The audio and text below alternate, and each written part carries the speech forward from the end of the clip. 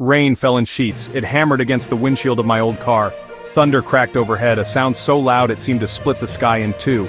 I squinted, trying to see through the darkness. The road was a muddy mess, more of a suggestion than a real path. My headlights cut a weak yellow path through the pouring rain. Twisted skeletal branches lined the drive. They looked like bony arms reaching out to grab me.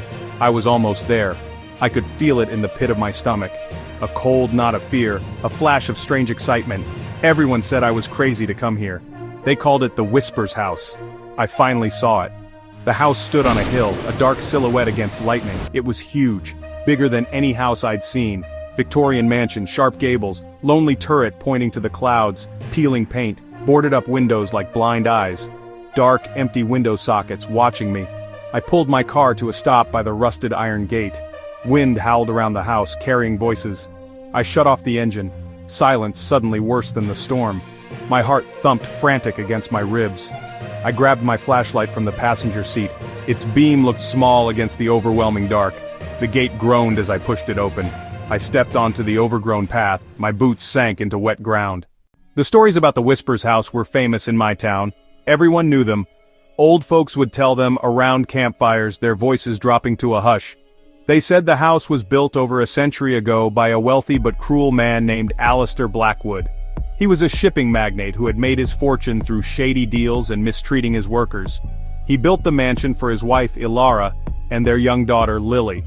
But the house was not a happy home. Alistair was a cold and domineering man, and Ilara grew more withdrawn and sad with each passing year. She was a ghost in her own home long before she ever became one, a silent figure drifting through the grand, empty rooms. The real tragedy, the one that stained the house forever, involved little Lily. She was a bright and cheerful child, but her father's coldness cast a long shadow over her life. The legend says that one winter night, during a terrible argument between her parents, Lily ran from the house to escape the shouting. She got lost in the woods that surrounded the estate during a sudden blizzard. They searched for days, but they never found her. Ilara, consumed by grief, wasted away. Within a year she died of what the doctors called a broken heart. Alistair Blackwood lived on in the house, a bitter and lonely man, until his own death decades later. I climbed the sagging porch steps. Each one creaked. The front door, dark heavy wood with ornate gargoyle knocker. I didn't use the knocker. I reached for the doorknob. It was ice cold. It turned easily. The door groaned open into absolute blackness. I had arrived. I stepped inside, pulling the heavy door shut behind me. The latch clicked loud and final, sealing me in darkness. The air was thick and musty. Dust, decay, something faintly sweet, old perfume. My flashlight beam cut through the gloom, revealing a grand foyer. A massive staircase with a carved wooden banister swept up into shadow. Dust coated everything, sparkling in the light. Cobwebs hung like ghostly chandeliers, swaying in a draft I couldn't feel. Silence pressed in from all sides. I moved slowly, my footsteps echoing on marble. To my left, a wide archway into the parlor. I swept my light across the room, furniture draped in white cloths like lumpy ghosts. A huge stone fireplace gaped cold, above it a large portrait. I moved closer, shining my light, a painting of a family. Placing one foot on the bottom step of the grand staircase, I listened. The only sound was the storm raging outside the frantic beat of my own heart. I took another step. The wood groaned under my weight, the sound deafening in the silence. Step by step, I ascended into the oppressive darkness of the second floor. The air grew colder with each step I took, the sweet smell of old perfume becoming stronger, the scent of damp earth.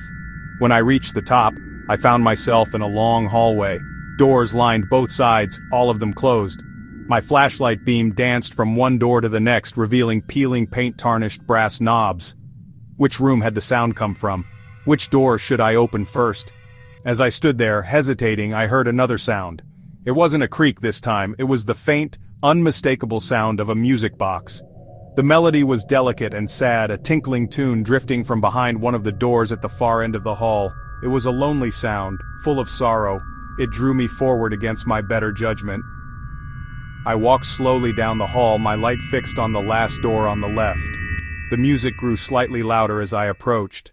I took a deep, shaky breath, turned the knob and pushed the door open. The music stopped abruptly, plunging the hallway back into absolute silence. I shined my light into the room. It was a child's bedroom, frozen in time. A small canopy bed with faded pink curtains stood against one wall. A rocking horse with one eye missing sat in the corner. On a small, dusty table next to the bed sat a silver music box, its lid open. In the thick dust on the wooden floor, leading from the bed to the door where I now stood, was a single set of small, bare footprints. They were fresh. They looked as if a child had just walked out of the room moments before I opened the door. My breath caught in my throat. I stared at the tiny footprints in the dust, my mind struggling to make sense of what I was seeing. The first door I opened led to a master bedroom. It was grand and opulent under a thick shroud of dust. A huge four-poster bed dominated the room, curtains rotted and torn. I searched the room carefully, my light probing every dark corner. I opened the drawers of a large wooden wardrobe. Moth-eaten clothes crumbled to dust at my touch. As I was about to leave, my light caught a glint of metal near the fireplace. I knelt down, brushing away thick dust. A small, heart-shaped silver locket, tarnished with age. I picked it up. It felt cold in my hand. I fumbled with the clasp, fingers clumsy with cold and fear. After a moment, it clicked open. On one side, a tiny faded photograph of Alara, sad eyes staring. On the other side, not a picture of Lily. Instead, a tiny, intricate engraving. "My dearest Lily, may you always find your way home, your loving aunt." Aunt! The stories never mentioned an aunt. Everyone said Alara was an only child and Alistair had no siblings. This didn't make sense. A piece of the puzzle that didn't fit. This locket was the secret. The clue I had been searching for, even if I didn't yet understand what it meant. Clutching the locket, I felt a sudden, urgent need to leave the master bedroom. The air had become heavy and suffocating, thick with a sense of profound sadness. As I stepped back into the hallway, a floorboard creaked loudly behind me, from inside the room I had just left. I spun around, shining my light back through the doorway. The room was empty, just as I had left it. A shape was forming in the darkness. At first it was just a faint shimmering outline, but it slowly grew more solid, taking on the form of a person. It was a woman. She was tall and slender, wearing a long, flowing white dress that seemed to be made of smoke and moonlight. She lifted one translucent hand and pointed, not at me, but at the locket I was clutching. A whisper filled the hallway, louder this time, clearer. "My child, where is my child?" I wiped a circle of grime from the glass. The storm had lessened to a steady drizzle. I looked down into the overgrown garden, and then I saw it. A small faint light bobbed through the weeds near an old gnarled oak. The light resolved into a shimmering, translucent little girl in a simple dress. It was Lily. She held a glowing ball of light and wasn't crying. She hummed the music box tune, circling the base of the tree, playing. She wasn't trapped in the house. She was in the garden, forever playing by the tree.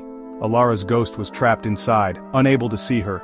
Two spirits, feet apart, separated by walls and grief.